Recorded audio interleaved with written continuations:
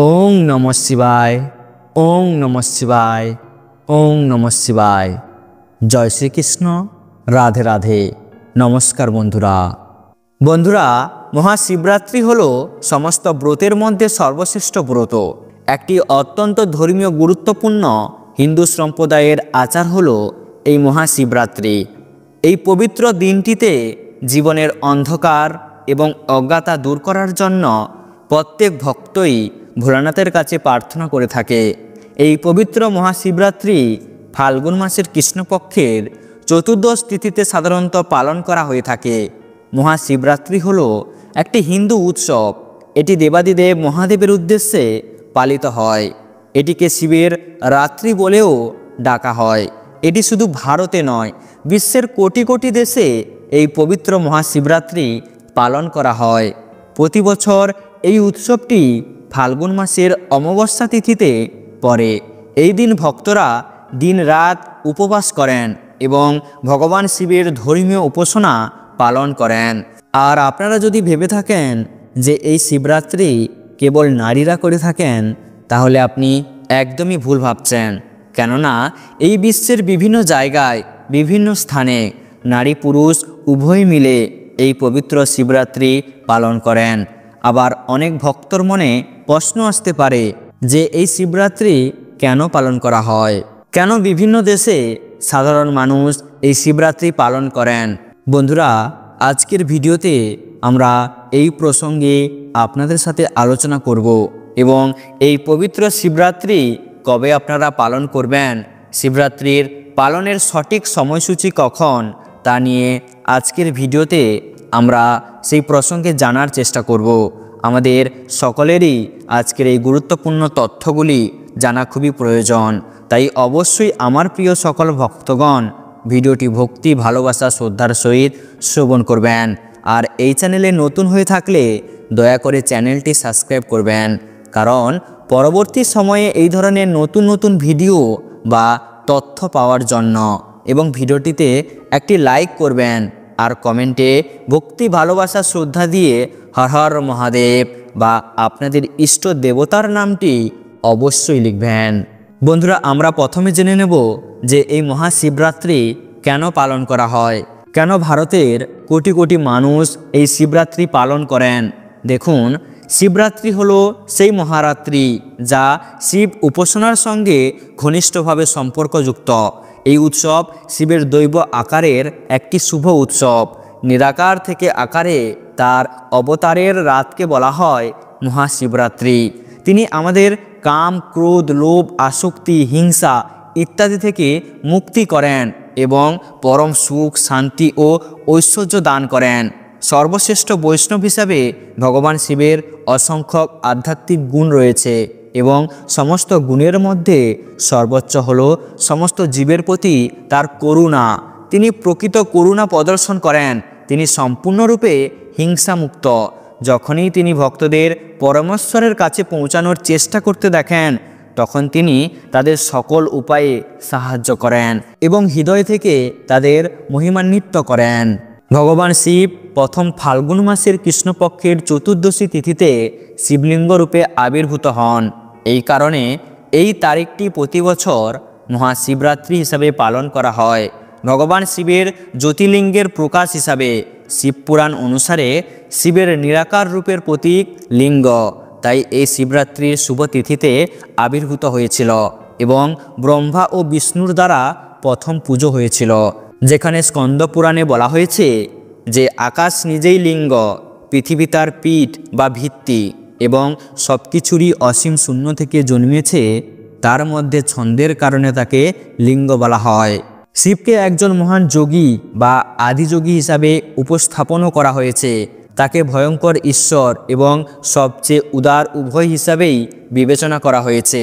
তিনি একমাত্র ঈশ্বর যিনি অসুর ও দেবতা উভয়ের ইচ্ছা পূরণ করেন। ভগবান শিব সহজেই সন্তুষ্ট হতে পারেন। তিনি তার ভক্তদের সমস্ত মনের ইচ্ছা পূর্ণ করেন। শিব পুরাণ অনুসারে ভগবান শিবের 19টি অবতার রয়েছে। শিবের কিছু সুপরিচিত অবতার হল বীরভদ্র, ভৈরব, দুর্বাসা এবং পিপ্লাদ। কৈলাস মানস সরোবর হল ভগবান শিবের পবিত্র আবাস। ভগবান শিব কেবল ধ্বংসের সাথে সম্পর্কিত নন, বরং পুনর্জন্ম এবং সৃষ্টির সাথেও সম্পর্কিত। শিব মৃত্যু এবং জীবন উভয়ই। শিব হলেন চেতনা এবং জীবনের উৎস। তোমরা নিশ্চয়ই বিভিন্ন শিব মন্দিরে ভগবান শিবের সুন্দর মূর্তির কাছে প্রার্থনা করেছ। ভগবান শিবের ভক্তরা প্রায়শই গভীরভাবে উপলব্ধি করেছেন যে তার সৌন্দর্য শব্দের অতীত। শিবপুরাণে শিবের শারীরিক রূপকে এমন একজন হিসেবে বর্ণনা করা হয়েছে যিনি চোখ বন্ধ করে যোগভঙ্গিতে বসে আছেন। ভগবান শিব হলেন 3 চোখের দেবতা এবং তার তৃতীয় চোখ তার কপালে অবস্থিত। বিশ্বাস করা হয় যে শিবের তৃতীয় চোখ খোলার ফলে ধ্বংস হয়, তাই তাকে ত্রয়ম্বকমও বলা হয়। তিনি তার তৃতীয় চোখ দিয়ে কামদেবকে দগ্ধ করেছিলেন। ভগবান শিব সর্বদা গণ দ্বারা বেষ্টিত থাকেন। শরীরের উপরের অংশ এবং কোমর বাঘের চামড়া দিয়ে ঢাকা থাকে। তার চুল জট পাকানো এবং মাথায় একটি সুন্দর অর্ধচন্দ্র রয়েছে। তার নীল গলা রয়েছে, যার কারণে তিনি নীলকণ্ঠ মহাদেব নামেও পরিচিত। ভগবান শিবের দেহ ভস্মে ঢাকা। তিনি বাসুকি নামে পরিচিত একটি সাপ এবং গলায় রুদ্রাক্ষের মালা পরেন। ত্রিশূল এবং ডমরু তার 2টি শক্তিশালী অস্ত্র। তিনি তার বেশিরভাগ সময় ধ্যান এবং সাধনা অনুশীলনে ব্যয় করেন। ভগবান শিব তার পত্নী দেবী পার্বতীর সাথে কৈলাস পর্বতে বসে আছেন। শিবকে শিবলিঙ্গ বা লিঙ্গম রূপে পূজা করা হয়। তার অস্তিত্ব লিঙ্গমে প্রকাশিত হয়, যা ঈশ্বরের শক্তি হিসাবে চিহ্নিত। শিব নিজেই বলেছেন যে তাকে সর্বদা লিঙ্গম রূপে পূজা করা উচিত। স্বয়ম্ভু লিঙ্গকে জ্যোতির্লিঙ্গ বলা হয়। 12টি জ্যোতির্লিঙ্গ মন্দির রয়েছে যেখানে শিবকে জ্যোতির্লিঙ্গ হিসাবে পূজা করা হয়। শিবের 1008টি নাম রয়েছে এবং প্রতিটি নামের আলাদা আলাদা অর্থ রয়েছে এবং এর সাথে বিভিন্ন শক্তি জড়িত। উদাহরণস্বরূপ একটি নাম আপনাদেরকে বলছি, যেমন রুদ্র। রুদ্র হলেন শিবের ভয়ঙ্কর অবতার। মহাশিবরাত্রিতে শিব ও দেবী পার্বতীর সাক্ষাৎ হয়েছিল। ফাল্গুন চতুর্দশী তিথিতে ভগবান শিব তার গৃহ ত্যাগ করেন এবং দেবী পার্বতীকে বিয়ে করে গৃহজীবনে প্রবেশ করেন। এ কারণে প্রতি বছর ফাল্গুন চতুর্দশী তিথিতে ভগবান শিব ও মা পার্বতীর বিবাহের আনন্দে মহাশিবরাত্রি পালিত হয়। এই দিনে শিব ভক্তরা মহাশিবরাত্রিতে অনেক জায়গায় ভগবান শিবের শোভাযাত্রা বের করে। ধর্মীয় বিশ্বাস অনুসারে মহাশিবরাত্রির উপবাস, পুজো ও জল অভিষেক বিবাহিত জীবনে সকল প্রকার সমস্যা দূর করে এবং দাম্পত্য জীবনে সুখ ও সমৃদ্ধি আনে। এছাড়াও মহাশিবরাত্রির দিনেই 12টি জ্যোতির্লিঙ্গ প্রকাশিত হয়েছিল। এই কারণে মহাশিবরাত্রি উৎসব পালিত হয় 12টি জ্যোতির্লিঙ্গের আবির্ভাবের আনন্দে। তাই বন্ধুরা, এবছর অর্থাৎ 2025 সালে মহাশিবরাত্রি পড়েছে মূলত 2 দিন, অর্থাৎ আগামী 26শে ফেব্রুয়ারি বুধবার এবং তার পরের দিন 27শে ফেব্রুয়ারি বৃহস্পতিবার। আর অবশ্যই এই চতুর্দশী তিথি শুরু হচ্ছে 26শে ফেব্রুয়ারি সকাল 9:42 থেকে, আর এই চতুর্দশী তিথি থাকছে তার পরের দিন 27শে ফেব্রুয়ারি বৃহস্পতিবার সকাল 8:31 পর্যন্ত। এবং এই কারণেই মূলত এই বছর শিবরাত্রি 26শে ফেব্রুয়ারি বুধবার এবং 27শে ফেব্রুয়ারি বৃহস্পতিবার এই 2 দিন থাকছে। তবে শিবরাত্রির মূল পূজা, যাকে আমরা নিশি পূজা বলে থাকি, তা মূলত রাত্রিকালে সম্পূর্ণ হয়। তাই এই 2025 সালে মহাশিবরাত্রির প্রধান পূজা সম্পূর্ণ হবে আগামী 26শে ফেব্রুয়ারি বুধবার দিন। বন্ধুরা, সন্ধ্যা 6:19 থেকে দেবাদিদেব মহাদেবের প্রথম প্রহরের পূজা সম্পূর্ণ করা যাবে এবং মহারাত্রির প্রধান পূজা, যাকে নিশি পূজা বলা হয়, তা সম্পূর্ণ হচ্ছে 26শে ফেব্রুয়ারি বুধবার রাত্রি 12:09 থেকে 12:59 পর্যন্ত। এই সময়ের মধ্যে মহাশিবরাত্রির নিশি পূজা অবশ্যই শেষ করতে হবে।